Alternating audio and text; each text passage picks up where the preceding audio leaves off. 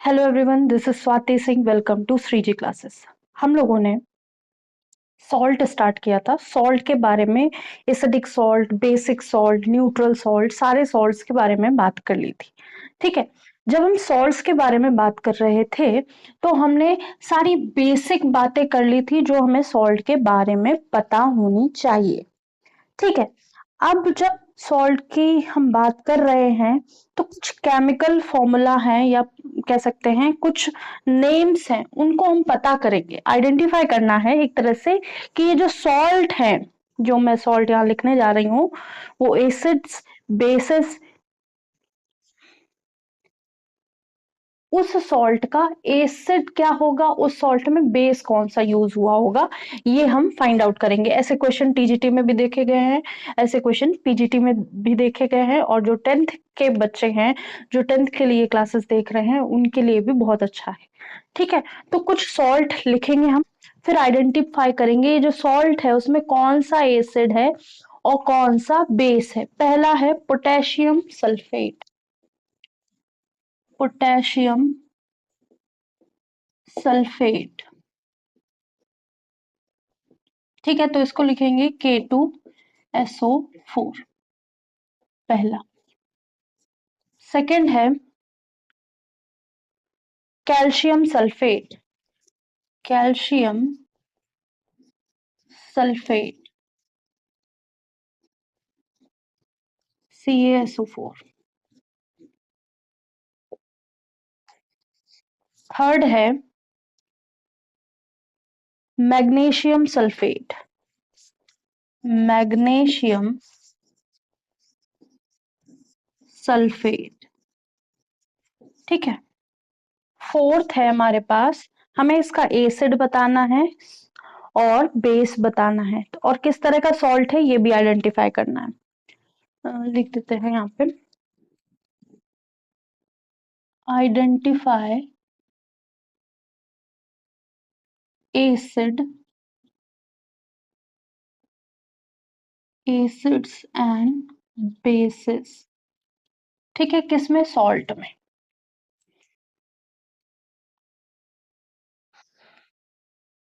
Sodium sulphate नहीं, अभी हमने मैग्नीशियम सल्फेट लिखा। अब इसके बाद copper sulphate. Copper sulphate.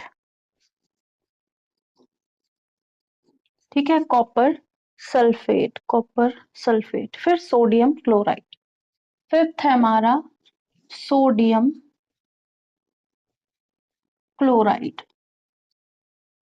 Fifth क्या है? Sodium chloride. सिक्स्थ क्या है हमारा? सिक्स्थ है हमारा सोडियम नाइट्रेट। Sodium nitrate. ठीक है। सेवेंथ जो हम सॉल्ट की बात करेंगे, सेवेंथ सॉल्ट हमारा कौन सा है? Sodium carbonate. Sodium carbonate. और नेक्स्ट हमारे पास अमोनियम क्लोराइड। Ammonium chloride. ठीक है, 1 मिनट का टाइम देंगे। ठीक है। ये जितने भी हैं इनका पहले तो फॉर्मूला लिखना है, इसलिए मैंने फॉर्मूला लिखना बंद कर दिया। ठीक है, ये जितने भी हैं इनका क्या करना है, पहले में फॉर्मूला लिखना है, फिर एसिड बेस, इसमें कौन सा एसिड कौन सा बेस इस्तेमाल हुआ है वो हमें देखना है। ठीक है।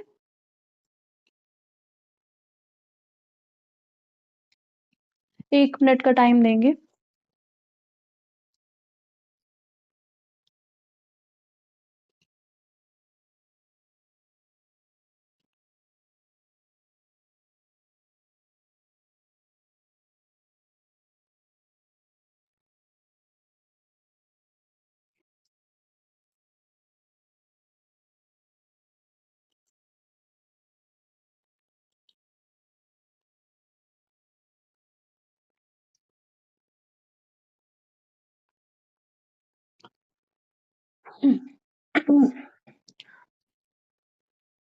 सबको पता है कि इसको सपोर्ट करना है और सपोर्ट कर भी रहे हैं बहुत सारे लोग। अब देखिए क्या है, एक जब तक ये आप क्वेश्चन कर रहे हैं, 1 मिनट की बात है, सुन लीजिए।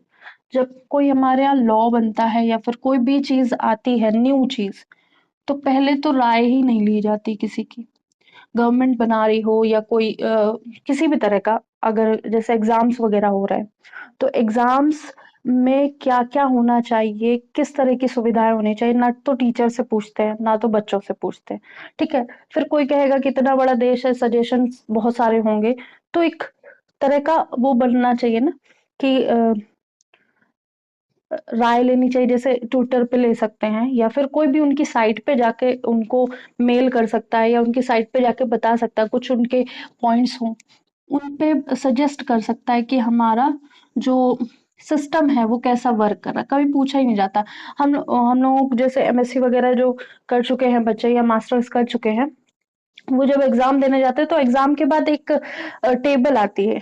ठीक है, उसमें पूछा जाता है आप सेंटर पे पहुंचे, सेंटर कैसा था, फीडबैक एक तरह से लिया जाता है। तो वैसे ही एग्जाम अगर हो रहा है कहीं, या एग्जाम नेशनल लेवल पे या स्टेट लेवल पे हो रहा है, तो उस एग्जाम का पूछा जाना चाहिए, लेकिन वो कुछ कोई समझता नहीं है।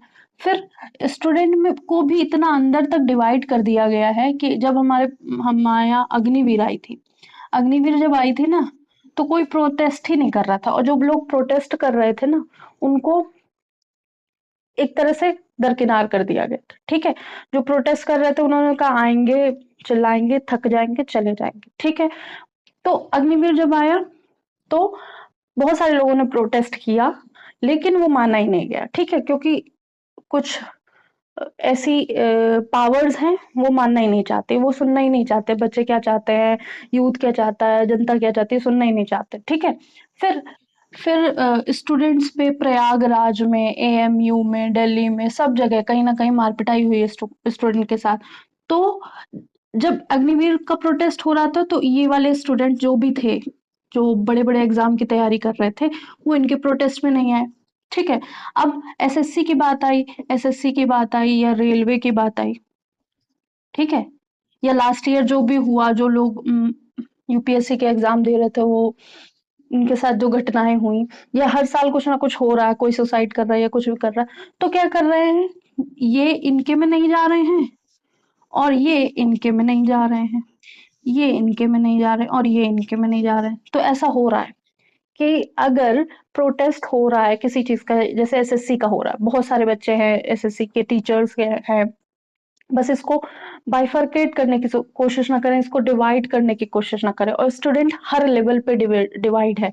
वो कहीं पे दूसरे धर्म का नाम आ जाएगा, तुरंत डिवाइड हो जाएगा। कहीं पे कहेगा कि एसएससी वालों का है, रेलवे वालों का नहीं, तुरंत डिवाइड हो जाएगा। सारे स्टूडेंट जब एक साथ रहेंगे, चाहे वो यूपीएससी की बात हो, चाहे एसएससी की बात हो, बहुत सारे स्टूडेंट ऐसे होते हैं सारे एग्जाम दे रहे होंगे, रेलवे के भी दे रहे होंगे, एसएससी के भी दे रहे होंगे, यूपीएससी के बहुत सारे डिफरेंट डिफरेंट एग्जाम दे रहे होंगे, टीचिंग के दे रहे होंगे। जब टीचिंग जो बच्चे टीचिंग वाले हैं, वो प्रोटेस्ट करते हैं, तो एसएससी वाले सोचते हैं हमको क्या, वो तो टीचिंग वाले बच्चे हैं। और टीचिंग में भी इतना डिवाइड कर रखा है, डीएलएड वाले वो अलग हैं, बीएड वाले वो अलग हैं, वो अपने में ही खुश हो जाते हैं। अगर कहीं से बीएड वालों को हटा दिया तो डीएलएड वाले बड़े खुश हो जाते हैं, और कहीं से डीएलएड वालों को हटा दिया, बीएड वालों को रख दिया, वो भी बड़े खुश हो जाते हैं। तो ये होता है, इतना स्टूडेंट को हर लेवल पे डिवाइड कर रखा है। जो भी हैं टीचर्स, जो बहुत अच्छे टीचर्स हैं, वो अपना पॉइंट ऑफ व्यू लेके गए हैं, वो समझाएंगे। हो सकता है मीटिंग अच्छी हो सकता है उनकी बात सुनी जाए, लेकिन क्या वो होगा अप्लाई, नहीं होगा, मेरे ख्याल से तो नहीं होगा। अभी इतना बड़ा रिफॉर्म नहीं बना, इतना अच्छा प्रोटेस्ट नहीं हुआ है कि मान जाए। हो सकता है मान जाए, कोई बड़ी बात नहीं है कि वेंडर चेंज कर दें, लेकिन बहुत सारे एग्जाम है, केवल एसएससी नहीं। रेलवे की बात करें, रेलवे में तो करोड़ों लोगों ने भरा, ठीक है, और टीचिंग में करोड़ों लोग बाकी हैं कि जिनको चाहिए जॉब। यूपी में ही आई थिंक करोड़ों लोग होंगे जो टीचिंग एग्जाम की प्रिपरेशन कर रहे होंगे, और उनको डीएलएड, बीएड और डिप्लोमा और पता नहीं किस किस में बांट रखा है। ठीक है, तो वो बड़े खुश हो जाते हैं, वो बस कुछ आ ही जाए ऑर्डर, उसमें ही खुश हो जाते हैं, उनको कोई मतलब नहीं टीचिंग आ रही है, एग्जाम टीचिंग के वैकेंसीज आ रही हैं नहीं आ रही हैं, वो बस ऑर्डर में ही खुश हैं। ठीक है। तो जब टीचिंग के लिए प्रोटेस्ट करने जाते हैं तो एसएससी वाले, रेलवे वाले ये सोचते हैं हमको क्या। अभी जब रेलवे एसएससी का चल रहा है प्रोटेस्ट, तो टीचिंग वाले सोचते हैं हमको क्या। ठीक है।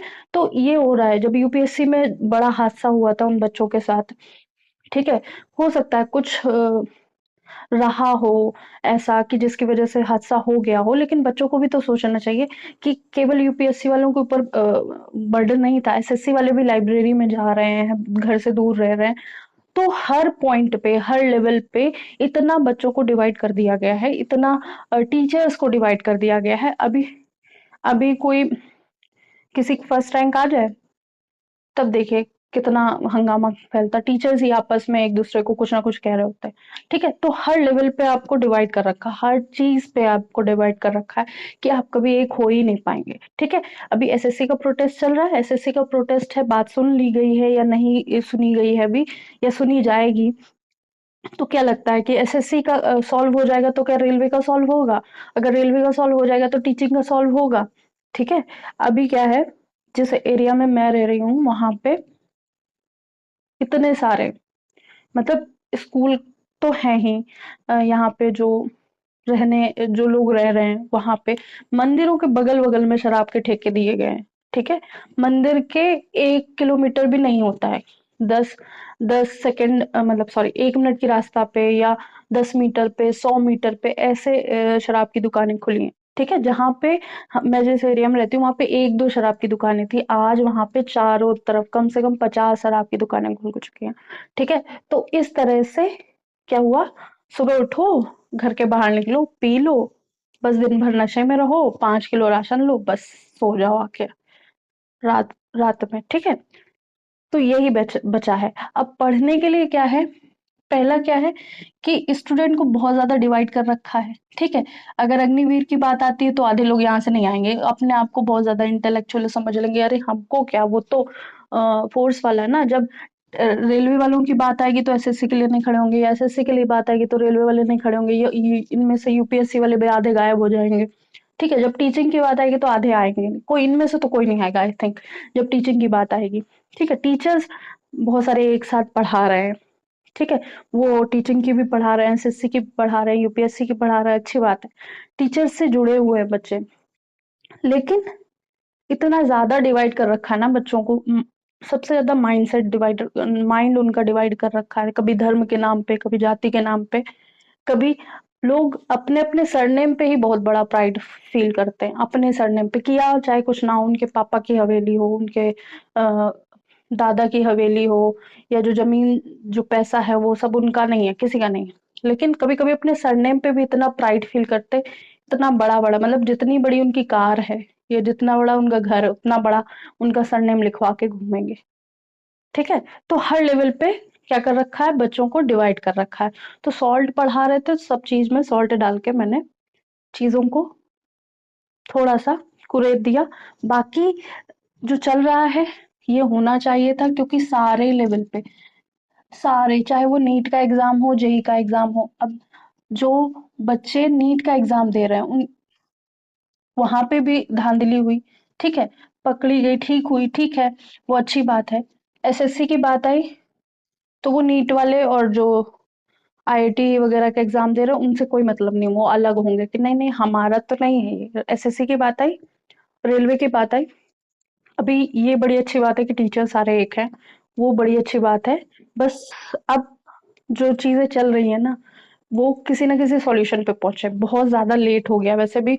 जो ये जो इस बीच में जो लोगों ने 11वीं 12वीं किया है ना 10 5 साल के अंदर, उनका तो 5 5 6 6 साल लेट ही हो गया हर चीज में।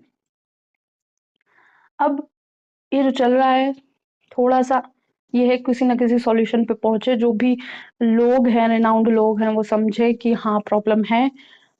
पहली बात तो समझते ही नहीं कि प्रॉब्लम है, तो वो पहले समझे प्रॉब्लम है, फिर सॉल्यूशन कुछ निकालें।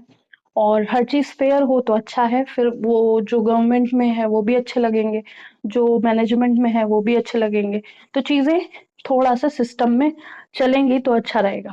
ठीक है। हम बात कर रहे थे सॉल्ट की। अब हमें क्या करना है, पहले तो फॉर्मूला लिख लेना है। तो फॉर्मूला हमने लिखा, पोटेशियम सल्फेट, K2SO4। ठीक है, ये है हमारा सॉल्ट। कैल्शियम की बात करेंगे, कैल्शियम सल्फेट की बात करेंगे तो क्या आएगा, CaSO4, CaSO4। ठीक है, फिर उसके बाद कैल्शियम सल्फेट हो गया, मैग्नीशियम सल्फेट, MgSO4। फिर है कॉपर सल्फेट, CuSO4। ये हमारे हो गए salt. Sodium chloride NaCl, sodium nitrate Na, कितना होगा, नाइट्रेट में क्या होता है, नाइट्रेट में NO3 होता है। ठीक है, NaNO3, HNO3 होता है ना, H हटा के Na लग गया। Sodium carbonate NaCO3। ठीक है, सोडियम कार्बोनेट क्या होगा, Na2 होगा, 2 होगा, इसमें 2 माइनस होगा तो यहाँ पे 2 प्लस है, Na2CO3। अमोनियम क्लोराइड क्या है, अमोनियम क्लोराइड NH4Cl। ठीक है, NH4Cl। अब इतने तरह के सॉल्ट है हमारे पास, तो यहाँ पे जो सल्फेट है वो कहाँ लगा होगा, वो एसिड में लगा होगा। तो यहाँ पे KCl, हम KCl नहीं, यहाँ पे होगा KOH, KOH प्लस H2SO4। ठीक है, ये भी स्ट्रॉन्ग है, ये भी स्ट्रॉन्ग है। ठीक है, कैसे बना है, KOH और H2SO4 से। अगर इसमें बात करेंगे तो CaOH होल ट्वाइस। ठीक है, और साथ में क्या होगा, H2SO4 होगा। यहाँ पे बात करें तो MgOH होल ट्वाइस, मतलब पहला वाला बेस लिया हमने, बेस, और ये एसिड, ये है बेस, ये है एसिड। ठीक है, फिर साथ में H2SO4, CuOH होल ट्वाइस, यही होगा कॉपर हाइड्रोक्साइड प्लस H2SO4। ठीक है, और यहाँ पे बात करेंगे क्या, NaOH प्लस HCl, यहाँ पे NaOH प्लस HNO3, यहाँ पे क्या है, NaOH प्लस H2CO3, यहाँ पे NH3 प्लस HCl, इसी से बनेगा। ठीक है, अभी कुछ इसमें होगा गड़बड़ तो समझ में आ जाएगा जब हम देखेंगे। देखिए क्या है, ये है स्ट्रॉन्ग एसिड, स्ट्रॉन्ग बेस है, ये है स्ट्रॉन्ग एसिड। तो जो ये सॉल्ट बन रहा होगा ये ऑलमोस्ट न्यूट्रल होगा। यहाँ पे क्या है, ये थोड़ा वीक है, ये स्ट्रॉन्ग है, ये भी थोड़ा सा वीक है, ये स्ट्रॉन्ग है, ये भी थोड़ा सा वीक है, ये स्ट्रॉन्ग है। अब जब यहाँ बात करेंगे, ये क्या है, स्ट्रॉन्ग है, ये भी स्ट्रॉन्ग है, तो न्यूट्रल बनेगा हमारा सॉल्ट। ये स्ट्रॉन्ग है, ये भी लगभग स्ट्रॉन्ग ही माना जाता है, तो न्यूट्रल होगा। ठीक है, ये स्ट्रॉन्ग है और ये वीक है। जो हमारा NaOH है वो स्ट्रॉन्ग बेस है, H2CO3 क्या है, वीक एसिड है। ठीक है, और ये बेस है और ये HCl है। NH4OH होता है, ठीक है, NH4OH होता है, ये वीक बेस होता है और ये स्ट्रॉन्ग एसिड है, HCl। तो इस तरह से सॉल्ट को हम समझ पाएंगे कि सॉल्ट जो है हमारे वो क्या क्या है। ठीक है, तो सॉल्ट में अगर हमें एसिड स्ट्रॉन्ग दिखे, HCl, ठीक है, H2SO4, तो एसिड अगर स्ट्रॉन्ग दिख रहा है तो हम एसिडिक सॉल्ट बोलेंगे। अगर हमें बेस स्ट्रॉन्ग मिलता है, अब यहाँ पे दोनों स्ट्रॉन्ग है, दोनों स्ट्रॉन्ग है तो न्यूट्रल। यहाँ पे हमें क्या मिल रहा है, बेस स्ट्रॉन्ग मिल रहा है तो बेसिक सॉल्ट हो जाएगा। ठीक है, तो ये सॉल्ट में हम सॉल्ट को एक बार देख के समझ सकते हैं, वैसे हम यहाँ पे भी देख के समझ सकते थे। ठीक है, ये स्ट्रॉन्ग है हमारा, ये स्ट्रॉन्ग है, ये स्ट्रॉन्ग है, ये स्ट्रॉन्ग है, यहाँ पे ये भी स्ट्रॉन्ग का है, ये मतलब एसिड और बेस का पार्ट होगा, ये स्ट्रॉन्ग है, ये स्ट्रॉन्ग है। ठीक है, और ये वाला स्ट्रॉन्ग है, तो हम इस सॉल्ट का फॉर्मूला देख के समझ सकते हैं कि कौन सा स्ट्रॉन्ग या फिर कौन सा पार्ट उसका स्ट्रॉन्ग है। एसिडिक पार्ट स्ट्रॉन्ग है तो acidic salt, basic part strong है तो बेसिक सॉल्ट। ठीक है, इस तरह से हम समझ सकते हैं। तो यहाँ पे हमें पॉजिटिव रेडिकल भी मिलेंगे, नेगेटिव रेडिकल जैसे यहाँ पे K प्लस है और SO4 2 माइनस होता है, तो यहाँ पे 2 नेगेटिव है तो उसको न्यूट्रलाइज करने के लिए 2 प्लस चाहिए होंगे, तो K के 2 मिल गए। इसके पास 2 प्लस होता है, इसके पास 2 माइनस, इसके पास 2 प्लस, इसके पास 2 माइनस, तो नेगेटिव मतलब नेगेटिव पॉजिटिव मिलकर न्यूट्रल बना देते हैं। यहाँ पे भी 2 प्लस 2 माइनस, यहाँ पे 1 प्लस 1 माइनस, यहाँ पे 1 प्लस 1 माइनस, यहाँ पे 2 माइनस, ये 2 प्लस हो जाएगा, यहाँ पे 1 माइनस और 1 प्लस। ठीक है, तो ये हो गया, क्योंकि NH3 होता है, NH3 में एक प्लस एक H और ऐड हो जाएगा तो NH4 प्लस हो जाएगा।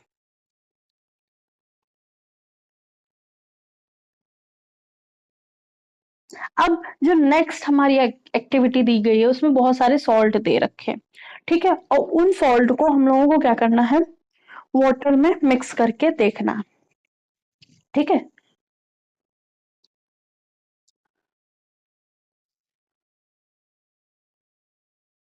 और उनकी सॉलिबिलिटी देखनी है, ठीक है, फिर उनका पीएच फाइंड करना है। तो ये काम भी कर लेते हैं, क्योंकि सॉल्ट तो बहुत सारे गिवन होंगे,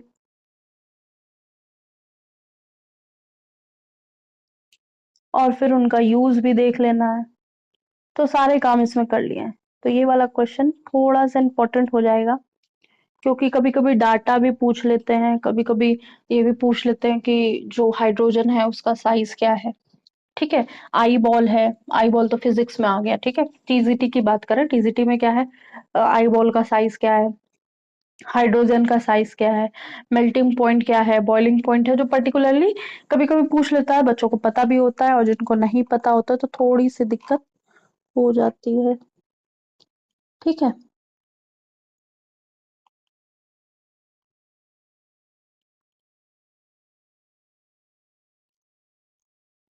ठीक है, अब कुछ सॉल्ट हमें दे रखे हैं, उनका फॉर्मूला हम लिखेंगे, वो सॉल्युबल होंगे कि नहीं, और फिर उनकी पीएच, ठीक है। तो ये कर लेते हैं, बहुत इंपॉर्टेंट है, एक्टिविटी है एनसीईआरटी की, तो इससे तो क्वेश्चन आने ही आने हैं। तो पहले हमें सॉल्ट लिखना है, पहला हमारा सॉल्ट है,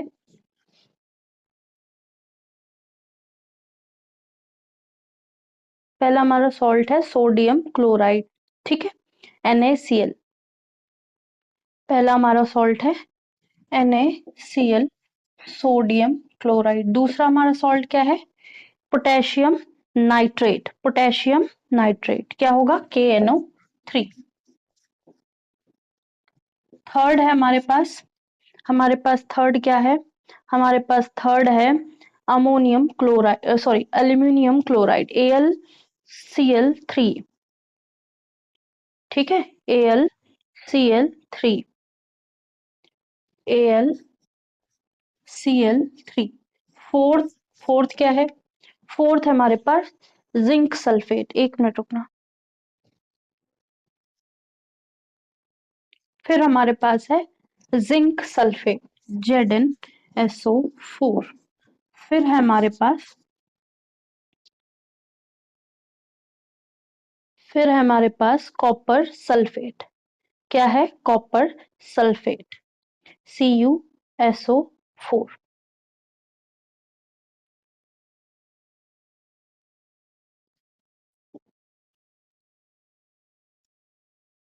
कॉपर सल्फेट CuSO4। सिक्स्थ है हमारे पास, सिक्स्थ क्या है, CH3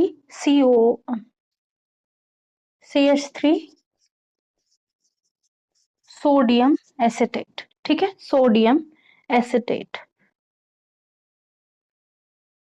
सोडियम एसिटेट। फिर है सोडियम कार्बोनेट Na2CO3। फिर है सेवेंथ Na2CO3। फिर है eight sodium hydrogen carbonate, eight NaHCO3, ठीक है, NaHCO3, या फिर इसको हम ऊपर लिख लेते हैं यहाँ पे, एट NaHCO3, ठीक है। 1 मिनट का टाइम देते हैं, आप इसको समझिए, फॉर्मूला तो मैंने लिख ही दिया है, इसकी सॉल्युबल होंगे इन वाटर, और इनके पीएच क्या होगा, ठीक है, इनका पीएच क्या होगा, और नेचर कैसा होगा, पीएच के साथ नेचर भी लिखते जाएंगे, ठीक है, नेचर कैसा होगा, क्योंकि हमें पता है कि एसिडिक या बेसिक नेचर के होते हैं सॉल्ट्स, ठीक है। अभी देखिए 1 मिनट देते हैं, इसको समझिए, लिखिए, फिर इसका आंसर करते हैं। एक्टिविटी है, बहुत इंपॉर्टेंट है, आनी चाहिए, ठीक है, क्योंकि इससे रिलेटेड क्वेश्चन आ सकते हैं। अभी जब देखेंगे आप कुछ इंटरव्यूज आ रहे हैं टीचर्स के, ठीक है, अब उनकी जो मांगे हैं, जो उनकी प्रॉब्लम है एसएससी को लेकर या रेलवे को लेकर, वो नहीं पूछ रहे हैं, काफी चैनल जो हैं वो नहीं पूछ रहे हैं। क्या पूछ रहे हैं, आपको उन्होंने ऐसा कह दिया, आपको उन्होंने वैसा कह दिया, ऐसा क्यों कहा, वही जो फेमस डायलॉग है जो भी आया था कि वर्दी उन्होंने पहन के उतार दी, उसके बाद जो जो भी सेनेरी उसके पीछे पड़े हुए हैं, वो ऐसा कह दिया वैसे, अरे भाई जो प्रॉब्लम है मेन उस पे बात करो। वो उनको अगर बुरा लगा होगा तो अपना मानहानि का केस उनके ऊपर लगा देंगे, ठीक है, मेन बात तो प्रॉब्लम है ना, उसी की वजह से सारा इशू शुरू हुआ। अब वो नहीं, न्यूज वाले तो पता नहीं क्या करते रहते हैं, ठीक है। तो हमारा क्या है, हमारे पास जो है हम उसकी बात करेंगे। तो पहला है हमारे पास NaCl, जो कि सॉल्युबल होगा, सॉल्युबल होगा। अगर कोई चीज वाटर सॉल्युबिलिटी इन वाटर की बात कर रहे हैं, ठीक है, पानी में घुलेगा या घुलनशील है या नहीं है, तो NaCl घुलेगा, हमने देखा हमारे घर में नमक है वो घुल जाता है, ठीक है। पोटेशियम नाइट्रेट ये भी सॉल्युबल है। AlCl3, AlCl3 क्या होगा, ये किस में सॉल्युबल होगा, एसिडिक सॉल्यूशन में, soluble in acidic solution, acidic solution होगा तो सॉल्यूशन तो हमारा AlCl3 उसमें घुल जाएगा, ठीक है। ZnSO4, ठीक है, ZnSO4 क्या होगा, ये भी सॉल्युबल होगा। कॉपर सल्फेट, कॉपर सल्फेट ये भी सॉल्युबल होगा। सोडियम एसिटेट ये भी सॉल्युबल होगा। सोडियम कार्बोनेट ये भी सॉल्युबल होगा। और जो सोडियम बाइकार्बोनेट है ये भी सॉल्युबल होगा, ठीक है। वाटर में ऑलमोस्ट सब सॉल्युबल है। और अगर ये सॉल्युबल है NaHCO3 जिसको बोलेंगे सोडियम हाइड्रोजन हाइड्रोजन कार्बोनेट या सोडियम बाइकार्बोनेट ये बोलेंगे, तो ये जो है ये कैसा होगा, सॉल्युबल होगा। और सॉल्युबल होगा तभी हम लिटमस टेस्ट कर सकते हैं इसका, ठीक है। अब हम पीएच की बात करेंगे, तो यहाँ पे पीएच अगर हम लिटमस पेपर रखें कोई चेंज नहीं आएगा, तो इसका पीएच क्या होगा, 7 होगा, 7 के बराबर होगा। और न्यूट्रल होगा, नेचर कैसा होगा, न्यूट्रल होगा, ठीक है। फिर अगर KNO3 की बात करें, KNO3 क्या होगा, ये भी क्या होगा, लिटमस पे कोई चेंज नहीं करेगा, 7 होगा और ये भी न्यूट्रल होगा, ठीक है। अगर हम AlCl3 की बात करें, AlCl3 की बात करें, AlCl3 क्या है, रेड लिटमस, रेड रहेगा, लेकिन ब्लू लिटमस को रेड कर देगा, क्या करेगा, ब्लू को रेड कर देगा, ब्लू को रेड करेगा। तो कैसा होगा ये, इसका पीएच 4 से 5 के बीच में होगा, इसका नेचर एसिडिक होगा, ब्लू को रेड कर देगा, ठीक है, एसिडिक नेचर का हमारा AlCl3 होगा। क्योंकि Cl है, Cl कहां से आ रहा है, HCl से आ रहा है, HCl कैसा है, स्ट्रॉन्ग है। अगर हम ZnSO4 की बात करेंगे तो यहाँ पे हमारा पीएच जो होगा 5 से 6 के बीच में होगा, ये भी एसिडिक है क्योंकि H2SO4 है हमारे पास। H2SO4 कैसा होता है, सल्फेट है, सल्फेट किससे बनता है, H2SO4 से बनता है, वो क्या होता है, स्ट्रॉन्ग एसिड। यहाँ पे भी कॉपर सल्फेट की बात करेंगे तो इसका पीएच कैसा होगा, इसका पीएच होगा, इसका पीएच भी 4 से 5 होगा, ये वीक एसिडिक होगा, ठीक है, और इसका 4 से 5 होगा, थोड़ा सा मोर देन दिस एसिडिक होगा, ठीक है। तो ये भी क्या कर रहे होंगे, ये भी ब्लू से रेड लिटमस कर रहा होगा, ये भी ब्लू से रेड, ये भी ब्लू से रेड, ठीक है। फिर सोडियम एसिटेट की बात करेंगे। सोडियम एसिटेट कैसा हो जाएगा? सोडियम एसिटेट रेड को ब्लू कर देगा, रेड लिटमस को ब्लू कर देगा। तो 8 से 9 हमें पीएच वैल्यू मिलेगी, that is basic in nature, basic होगी इन नेचर, ठीक है। सोडियम कार्बोनेट की बात करें, सोडियम कार्बोनेट सॉल्युबल होगा वाटर में, वाटर सॉल्युबल होगा। अब सोडियम यहाँ भी है, सोडियम इसमें भी है, तो जब दोनों में सोडियम है तो दोनों क्या होंगे? बेसिक होगा। इसका 9 से 10 के बीच में होगा, ये भी बेसिक होगा। ये क्या कर रहे होंगे? रेड से ब्लू कर रहे होंगे। ये भी क्या होगा? पीएच 8 के बराबर होगा, बेसिक इन नेचर होगा, ठीक है। तो ये दो एक्टिविटी थी, बहुत इंपॉर्टेंट थी। इस तरह के क्वेश्चन पूछे जाते हैं, पूछे जा चुके हैं, और इनमें ये भी पूछा जा सकता है कि कौन कौन से एसिड से बना है। तो ये कैसे बना होगा? HCl और NaOH से, हाइड्रोक्लोरिक एसिड और सोडियम हाइड्रोक्साइड से, ये नाइट्रिक एसिड और KCl से। पोटेशियम, सॉरी KCl नहीं, KOH होगा। अगर लास्ट में KCl मैंने लिख दिया तो उसके लिए सॉरी, KCl होगा यहाँ पे, KOH होगा, KOH और HNO3, ठीक है। AlCl3 किससे बन रहा होगा? ये बन रहा होगा HCl और AlOH होल थ्राइस, ठीक है। एल्यूमिनियम हाइड्रोक्साइड और HCl से बन रहा होगा। ये किससे बन रहा होगा? ये बन रहा होगा जिंक हाइड्रोक्साइड और हाइड्रोजन सल्फेट, ठीक है। ये किससे बन रहा होगा? या सल्फ्यूरिक एसिड कह सकते हैं, सल्फ्यूरिक एसिड, ठीक है। ये कॉपर हाइड्रोक्साइड और सॉरी कॉपर ऑक्साइड से बन रहा होगा, ये कॉपर ऑक्साइड से बन रहा होगा, कॉपर ऑक्साइड। अगर मैंने कहीं लिखा हो गलत तो फिर उसको देख लेना, लास्ट वाला मुझे याद नहीं है अभी। तो और ये किससे बन रहा होगा? ये सल्फ्यूरिक एसिड या हाइड्रोजन सल्फेट, ठीक है। फिर यहाँ एसिटिक एसिड, क्योंकि एसिड है, और ये सोडियम हाइड्रोक्साइड, ये क्या होगा? कार्बोनिक एसिड H2CO3 और सोडियम हाइड्रोक्साइड। ये किससे बन रहा होगा? ये भी कार्बोनिक एसिड और सोडियम हाइड्रोक्साइड। यहाँ पे एक H निकल के Na लग गया, यहाँ पे दोनों H निकल के Na लग गए हैं, दो, ठीक है। तो ये है आज का क्लास।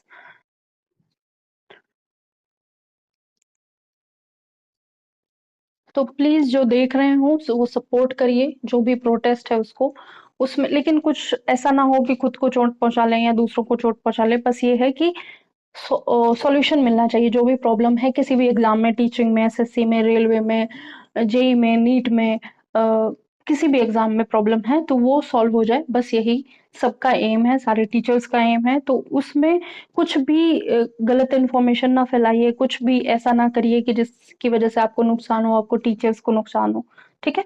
तो आज के लिए इतना ही। लाइक कीजिएगा, सब्सक्राइब कीजिएगा, शेयर कीजिएगा, बताइए क्लासेस कैसी लग रही हैं। और सॉल्ट में अभी बहुत कुछ है। एक्टिविटी इसलिए जरूरी थी क्योंकि आपको पता होना चाहिए कि कौन सा सॉल्ट कौन से एसिड से बना है, और कौन सा सॉल्ट कौन से बेस से बना है। और अगर एसिड स्ट्रॉन्ग है तो एसिडिक सॉल्ट बनेगा, बेस स्ट्रॉन्ग है तो बेसिक सॉल्ट बनेगा, अगर दोनों स्ट्रॉन्ग है तो हमारा न्यूट्रल सॉल्ट बनेगा, ठीक है। तो ये हम सॉल्ट को देखकर पहचानना सीख गए हैं इन दोनों एक्टिविटी में। और हम ऑलमोस्ट पीएच भी निकाल सकते हैं, ठीक है, नेचर भी बता सकते हैं, ये भी बता सकते हैं कि सॉल्युबल है इन वाटर या नहीं, ठीक है। तो आज के लिए इतना ही। नेक्स्ट क्लास में सॉल्ट की और जो एक्टिविटी है, वैसे तो आई थिंक एक्टिविटी खत्म हो गई होंगी। अब जो सॉल्ट है, जैसे NaCl की बात करेंगे, रॉक सॉल्ट की बात करेंगे, और सोडियम कार्बोनेट और सोडियम बाइकार्बोनेट दोनों की बात करेंगे। आज के लिए इतना ही, थैंक यू।